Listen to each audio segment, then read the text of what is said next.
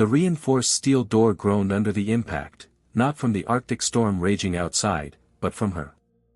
Jace Varro stood resolute, his modified Remington 870 trained centermass as the figure collapsed against his bunker's threshold. Years of combat and solitude had honed his instincts, and his knuckles whitened around the shotgun's grip. The sub-zero wind howled through the open door, carrying the scent of ionized snow and something else, something alive and wrong. Royalty. Her cobalt blue skin gleamed like polished lapis under the bunker's flickering halogen lights, marred by the luminescent silver blood weeping from a plasma burn across her ribs. The form-fitting combat suit clinging to her lithe frame wasn't of human design, deep indigo like twilight, moving like liquid shadow with every ragged breath. Her hair, the color of a starless void, clung to high cheekbones that spoke of generations of aristocratic breeding. Her eyes, gods, those eyes, burned like emerald fire in the dim glow of his lantern. "You're bleeding," Jace said flatly, finger on the trigger. Perceptive. Her voice was velvet wrapped in barbed wire. Black hair clung to sharp cheekbones, but it was her eyes that arrested him, pupils like fractured crystals glowing sapphire. Outside, engines whined. Hunting drones. Jace exhaled. The cold bit his lungs. He knew that face from classified briefings, Zyara of House Vexus, last heir to the Zalthirian throne. The same dynasty that had created, then exterminated, the clone army he'd been designed to lead. I should shoot her. Her pheromones hit him then, ozone and night-blooming jasmine, with an undertone that made his adrenal glands kick into overdrive. I won't. He stepped aside. In. Now. Zyara moved with predatory grace, her every motion calculated to show she permitted his mercy. The moment she crossed the threshold, the bunker's atmosphere changed, charged like the air before a thunderstorm. Jace slammed the door, engaging 6 separate locking mechanisms. You've got 20 seconds to explain why I shouldn't turn you into a cautionary tale. Outside, the interceptor's scanning beams painted the snow with eerie violet light. Zyara pressed her back against the steel wall, her breath coming faster now. Because they'll burn this place to the ground just for my scent lingering in your pores, she whispered. Jace's shotgun remained steady. Try harder. Zyara's lips curled, revealing slightly serrated canines. Because I can show you what no human has ever survived. The scanning beams locked onto the bunker's exterior. I should have pulled the trigger. I didn't. The storm swallowed Jace's bunker whole as we fled into the frozen night. Snow lashed my face like shards of glass, each flake hissing where it met my too warm skin. The Arctic wind howled, but it was nothing compared to the tempest inside my mind. Move your royal ass faster, Jace barked over the wind. His shotgun slung across his back as he led us toward the hidden hangar. I bared my teeth at his back. You forget who you're speaking to, human. Yeah, Queen of the Damned. He kicked open a rusted metal door, revealing the sleek, angular shape of an Imperial scout ship half buried in snowdrifts. Your chariot awaits. The ship's biometric locks recognized my blood, barely. The hatch groaned open on damaged hydraulics, spitting sparks as we tumbled inside. The interior stank of ozone and the sour tang of frightened crewmates who hadn't survived their last battle. Jace immediately went for the pilot's seat. Don't touch that. I grabbed his wrist, my claws pricking his skin. These controls aren't meant for. He activated the ignition sequence with 3 precise movements.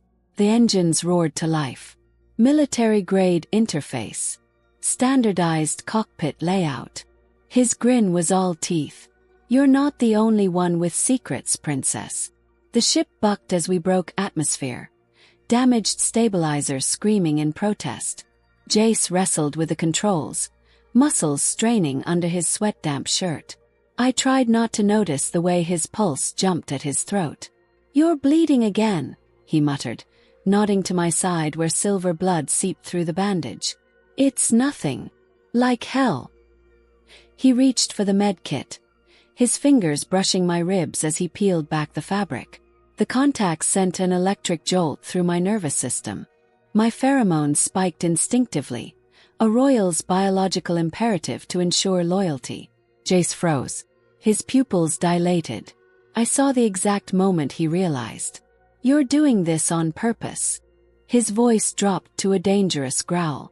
"Doing what?" I feigned innocence, even as my body betrayed me, leaning into his touch. "Don't play dumb." He jerked back like I'd burned him. "I know chemical warfare when I smell it." The ship lurched violently, throwing me against him. My claws dug into his shoulders for balance. His breath hitched, not from pain. "Your pulse is elevated," I mocked, feeling the rapid flutter beneath my fingertips. "Do I frighten you?" Jace's hands tightened on my hips. The ship's failing life support recycled the air between us, concentrating my scent.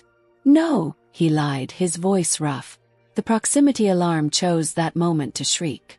3 interceptors blinked onto the radar. Jace didn't let go. "You terrify me." Silver blood smeared across his collarbone where I'd touched him. His own crimson welled up around my claws, still embedded in his skin. The ship's AI suddenly spoke in the ancient tongue of my house, a language no human should understand. "Genetic match detected." Jace's eyes locked onto mine. What the hell did it just say? Outside, the first plasma bolts rocked the hull. The revelation hit like a plasma bolt. Jace wasn't just another human. He was the prime template, the original from which the clone army was created. The same army my ancestors had ordered exterminated when they rebelled. The truth hung between us, heavy and undeniable, as the ship shuddered under enemy fire. The plasma impact hurled me against Jace, my claws piercing his vest before I could stop them.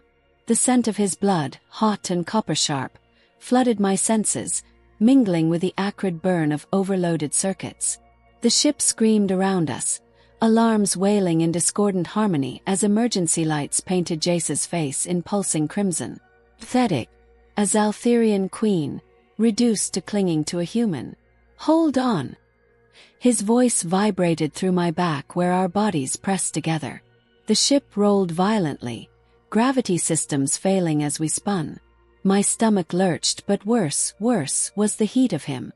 The way his combat harness dug into my wounds sent twin spikes of pain and something darker through me.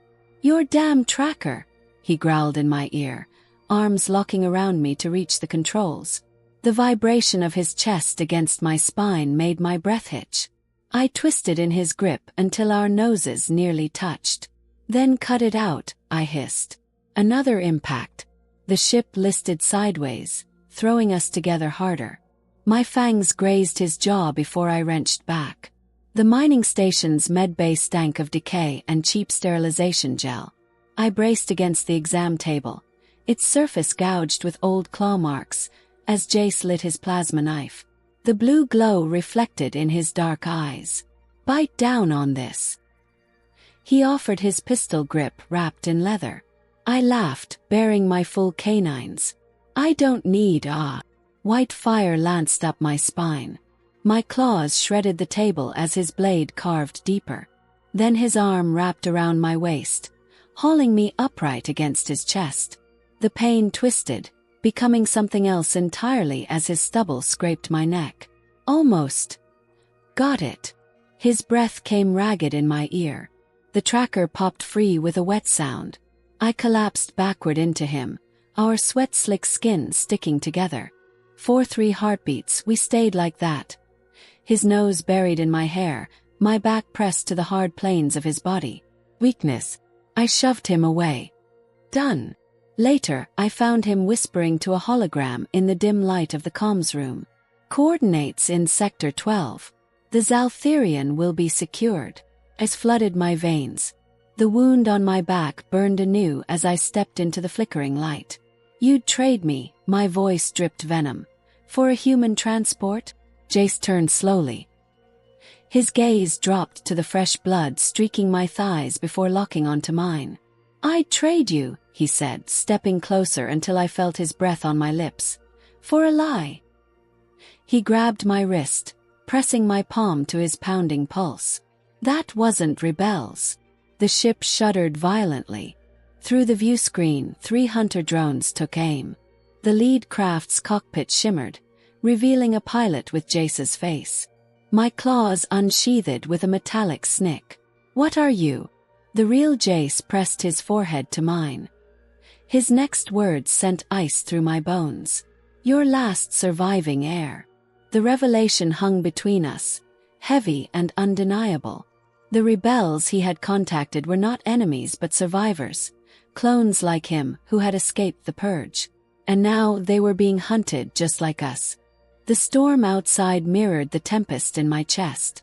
Lightning flashed, illuminating our fractured reflections in the observation deck's glass. Jace's broad shoulders caging me against the window, my cobalt skin flushed with heat.